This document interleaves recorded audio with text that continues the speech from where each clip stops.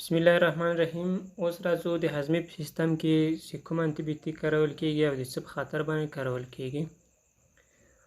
محترمینو، په مخکې ویډیوګانو کې موږ هم پیپټیک السر کې کوم درمل چې کاریږي په هغو باندې بحث وکړو. اوس هم پیپټیک السر کې چې کومې دواګانې کارول کیږي په هغو باندې خبرې کوو.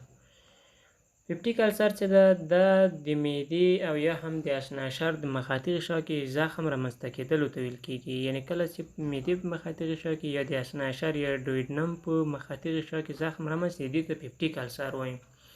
چې د دوه عام علتونه چې دي هغه یو انسیډ دی یا نان سټیراید انټي انفلامټري ډرګز او بل چې دی اچ پایلوري ده، یو میکروب ده، یو بکټریا ده اچ پایلوري په نوم باندې یا هیلیکوبیکټر پایلوري په نوم باندې. دا دوه عام علتونه دي. د معدې زخم د نورو علتو له کبله هم رامنځته کېدای شي، لکه مثلا د هایپوکسیمیا له کبله کله چې په وینه کې د اکسیجن سویه کمه شي او همدا رقم ته یا کیمیاوي مواد یو سړی وخوري، مثلا یو کس تیزاب وچکي یا همدا رقم قوي الکلي وچکي، نو د په واسطه باندې هم مخاطي غشا تخریبیږي او د معدې زخم را پیدا کېږي. خو تر ټولو عام علتونه چې دي یو انسیډ دی یا د انسیډو کارول چې ضد درد درمل دي، التهاب او د درد ضد چې په هغو کې ایبوپروفین، نفروکسین، اسپرین دا شان راځي، او بل چې دی اچ پایلوري ده چې یو میکروب ده، هغه چې ده سپایرل ګرام نیګیټیو بسیل ده چې دلته په شکل کې هم تاسو وینئ. نو دا میکروب چې ده دا یو تعداد وایرولینس فکتورونه لري یا خطري فکتورونه لري چې د هغو په واسطه باندې معدې زخم رامنځته کوي.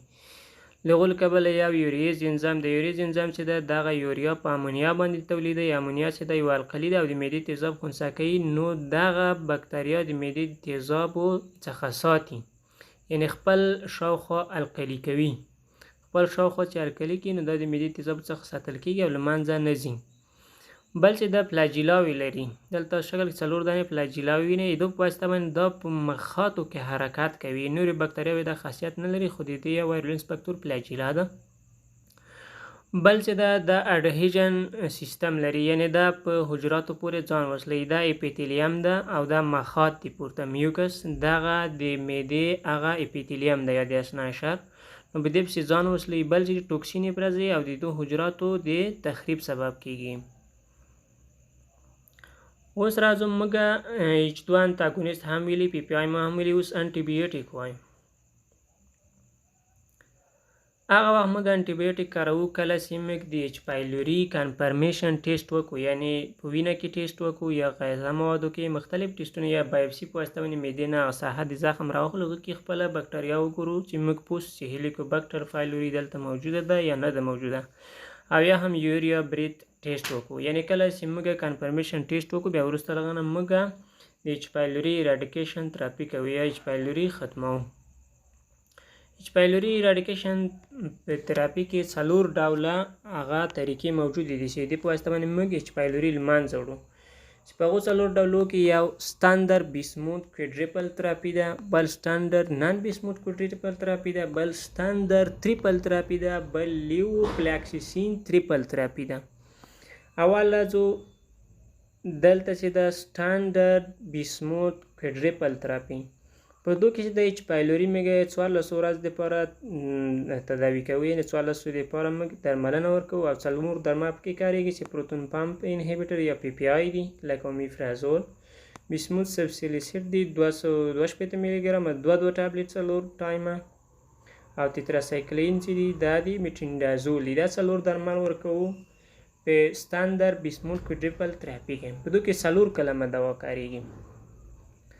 او بل چې د سټانډرډ نان بیسموت کویډریپل تراپي ده کې بیسموت نه ورکول کېږي، یعنې پی پی آی ورکول کېږي، اماکسیسیلین، میټرینډازول او کلریټرومایسین. او بل چې د سټانډرډ تریپل تراپي ده سیدا سیدا په دو کې د 3 درمل ورکوي، ځکه تریپل ورته وایي، یعنې 3 درمل پکې ورکوي، یو پی پی آی ده، بل کلریټرومایسین ده، بل اماکسیسیلین ده. افغانستان کې له دې نه هم ډېره استفاده کېږي، یعنې دغه 3 درمل ورکوي اچ پایلوري کې 14 ورځې لپاره، بیا وروسته یې 2 تر 6 اتو تنه پی پی آی ورته ورکوي. او دا درمل خپله د کیټونو په شکل هم راځي، په هغوی کې 3 واړه یو ځای او په یوه کوټي کې راځي، د 14 ورځو دوا یې یعنې په هغو کې اوس دلته لنسوپرازول پی پی آی دی او کلریترومایسین د همداره کمپټینیډازول دی، یعنې ټول یو ځای راځي ته ایچ پایلوري کیټ ویل کېږي. ټوله مجموعه ته وایي په یو ډبي کې راځي. بل چې د لیوفلاکسین تریپل تراپي ده، د کې چې دا پروتون پامپ انهبیټر د کې هم درې درمل دي. پی پی آی دی، لیوفلاکسین 2 وخته 500 میلی ګرام او ماکسیسیلین 1 ګرام 2 وخته په ورځ کې. بیا وروسته له دې نه 14 ورځو نه وروسته موږ پی پی آی د 2 نه د 4 نه تر 6 هفتو پورې وروسته ورکوو تر څو پورې زخم هم ورغېږي. دلته هم تاسو وینئ وانس ډیلی پی پی آی ورکوو 4 نه تر 6 هفتو پورې. په راتلونکي لیکچر کې انشاءالله انټي اسیدونو او میزوپروسټول باندې بحث کوو چې د معدې په زخم کې څه رول لري.